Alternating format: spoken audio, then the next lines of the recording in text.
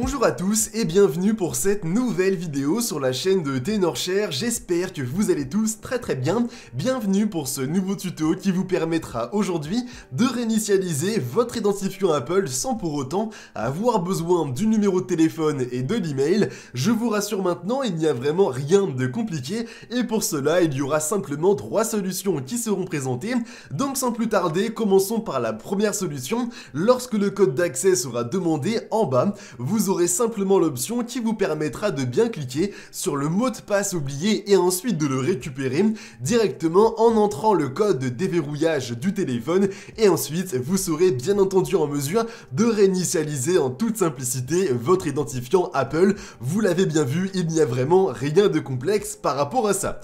Ensuite, la deuxième solution, si vous êtes déjà connecté au compte Apple en question sur le téléphone, consistera à directement se rendre dans les réglages et ensuite de cliquer sur votre nom et prénom et ensuite dans mot de passe et sécurité et lorsque vous serez bien dedans, sur la première option qui va se nommer modifier le mot de passe et lorsque vous l'aurez bien fait, il vous suffira encore une fois un petit peu comme la première solution d'entrer le code de déverrouillage de votre iPhone afin évidemment de réinitialiser le code d'accès de l'identifiant Apple. Maintenant, si vous n'avez malheureusement pas la possibilité de faire les deux premières solutions, la troisième va consister à utiliser un outil qui se nomme Tenorshare for UK. Le lien pour l'obtenir sera dans la description de la vidéo et sachez aussi qu'il est compatible à la fois sur Windows et sur Mac, ce qui est quand même assez intéressant. Désormais, lorsque vous l'aurez bien sur votre PC, il vous suffira de connecter à l'aide d'un câble USB votre iPhone et ensuite de cliquer sur l'option qui est en bas à gauche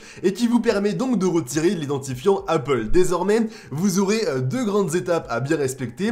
La première sera le fait d'obtenir la dernière mise à jour d'iOS, donc par rapport à ça, c'est vraiment For UK qui s'occupe de tout. De votre côté, vous aurez simplement à bien suivre le processus et For UK va évidemment identifier la dernière mise à jour. Elle pèse à peu près 5 Go, donc voilà, pour que vous ayez une petite idée du temps que vous aurez besoin pour l'obtenir. Et ensuite, la deuxième grande étape sera évidemment le fait de la suppression de l'identifiant Apple du téléphone. Donc par rapport à ça, ça prendra à peu près quelques minutes. Et ensuite, lorsque vous l'aurez bien fait, vous allez constater évidemment que dans les réglages ou alors sinon dans l'Apple Store, iTunes et ainsi de suite, vous n'aurez plus aucun identifiant Apple, ce qui est quand même intéressant, notamment si vous avez oublié le code d'accès et ça je pense qu'on est bien d'accord sur tous ces points. Bon maintenant, j'espère évidemment que la vidéo en ma compagnie vous aura plu. Si jamais c'est le cas, n'hésitez pas à nous laisser un maximum de pouces bleus, c'est la petite récompense qui nous fait toujours très plaisir, mais aussi